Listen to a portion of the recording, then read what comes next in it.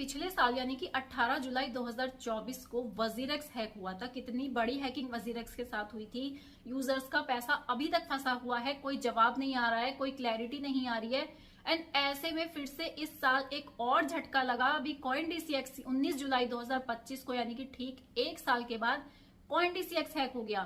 $44 million की although भी hacking हुई है और टीम अभी बोल रही है कि यूजर्स के जो फंड है वो सेफ हैं, डरने की जरूरत नहीं है, विड्रॉल एज इट इज है और अभी ट्रेडिंग भी एज इट इज चल रही है। तो काफी सारी चीजें हैं यहाँ पर जो CoinDCX संभालने की कोशिश कर रहा है। लेकिन ये जो पैटर्न फॉलो हो रहा है ना, मुझे एक्चुअली ये समझ नहीं आ रहा है कि आखिर ये चल क्या रहा है।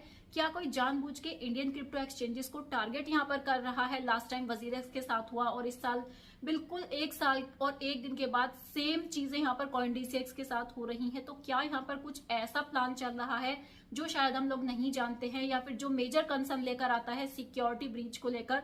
क्योंकि जब किसी भी क्रिप्टो एक्सचेंज के ऊपर अगर हमारा फंड है तो सबसे ज्यादा जो जरूरी चीज है वहां पर वो यही है कि अगर सिक्योरिटी ही नहीं होगी हमारे फंड्स को लेकर, हमारा डेटा ही वहां पर सिक्योर नहीं होगा, तो हम अपने फंड्स को वहां पर रखकर क्या करेंगे? तो ऐसे में एक बहुत बड़ा क्वेश्चन मार्क लग जाता है इंडियन क्रिप्टो एक्सचेंज के ऊपर। तो कहीं ना कहीं ये ऐसा भी हो सकता है कि कुछ चीजें यहाँ पर टारगेटेड की जा रही हो सिर्फ और सिर्फ इंडियन क्रिप्टो एक्सचेंज को लेकर। बाकी मैं ज्यादा कुछ इसके बारे में तो नहीं जानती है, जस्ट मेरा पर्सनल ओपिनियन है। क्योंकि अभी के टाइम पर आप देख रहे हो bitcoin back to back all time highs लगा रहा है। उसके बाद आपने देखा कि इथेरियम भी काफी अच्छा परफॉर्म कर रहा है। ऑल्ट सीजन जस्ट स्टार्ट ही होने वाला है और अचानक से ये वाली सिचुएशन क्रिएट हो गई है, इंडियन यूजर्स में पैनिक की सिचुएशन क्रिएट हो गई है। तो मैं जस्ट आपसे यही कहूंगी, छोटा सा मेरा सजेशन होगा कि अगर आपके फंड्स CoinDCX पर हैं तो आप उनको विड्रॉल कर लीजिए जब तक विड्रॉल यहाँ पर अवेलेबल है, क्योंकि अभी कुछ भी हो सकता है। अभी 24 घंटे के अंदर हो सकता है चीजें फिर से चेंज होना स्टार्ट हो जाए, या फिर कुछ ऐसे रूल्स यहाँ पर टीम नए बता देगी, लाइक हमने विड्रॉल यहाँ पर रोक दिया है या कुछ भी हो सकता है। तो जल्दी से जल्द आप क्या कर सकते हैं, अपने फंड्स को विड्रॉल कर लीजिए। बाकी अदर किसी एक्सचेंज पर आप उसको लेकर जा सकते हैं। अपने फंड को एक्चुअली आपको डाइवर्सिफाई रखना है, थोड़ा इस एक्सचेंज के ऊपर, थोड़ा उस एक्सचेंज के ऊपर। अगर बहुत बड़ा फंड है आपका तो मैं यही कहूंगी आप कोल्ड वॉलेट्स का, हार्डवेयर वॉलेट्स का यूज करें। आप यहाँ पर क्रिप्टो एक्सचेंज के ऊपर सिर्फ रिलाई ना करें, क्योंकि किसी भी क्रिप्टो एक्सचेंज के साथ कभी भी हैक हो रहा है। कितने भी बड़ा से बड़ा एक्सचेंज हो, किसी भी टाइप का यहाँ पर सिक्योरिटी लेकर आ रहा हो एक्सचेंज, लेकिन फाइनली कुछ ना कुछ ऐसा हो जाता है कि एक मेजर कंसर्न बन जाता है, पैनिक की सिचुएशन क्रिएट हो जाती है, लोगों के फंड्स फंस जाते हैं। ऑल्दो टीम अभी काफी ज्यादा यहाँ पर श्योर है कि चीजें अभी ठीक चल रही हैं, यूजर्स यहाँ पर सेफ है, उनका फंड सेफ है। सुमित गुप्ता ने ऑलरेडी आकर इसकी रिस्पॉन्सिबिलिटी भी ली है कि CoinDCX अभी सब कुछ ठीक कर देगा।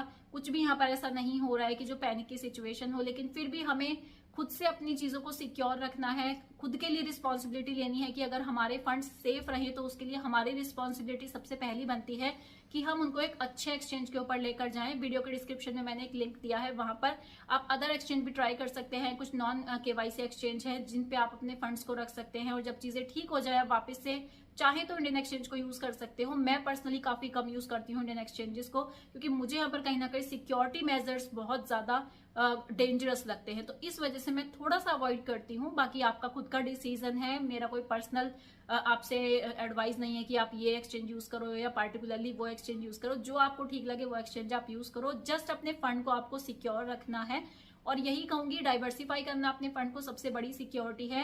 अपने सारे फंड्स को अगर आप एक ही एक्सचेंज पर रख दोगे और उसके साथ कुछ हो जाता है तो कल को कुछ भी हो सकता है आपके फंड्स के साथ, आप परेशानी में आ सकते हो। तो इसीलिए मैं यही कहूंगी 10%, 20%, 30% इस तरह से आप अलग अलग क्रिप्टो एक्सचेंजेस के ऊपर अपने फंड को हमेशा ही डाइवर्सिफाई रखो। बाकी कोई भी क्वेश्चन है, क्वेरी है या CoinDCX से रिलेटेड आपकी कोई भी प्रॉब्लम आ रही है तो आप चाहें तो मुझे कमेंट सेक्शन में पूछ लेना। फिलहाल वीडियो में इतना ही था। वीडियो काम का लगा हो तो लाइक कर देना। मिलती हूँ नेक्स्ट वीडियो में, तब तक के लिए टेक केयर, बाय।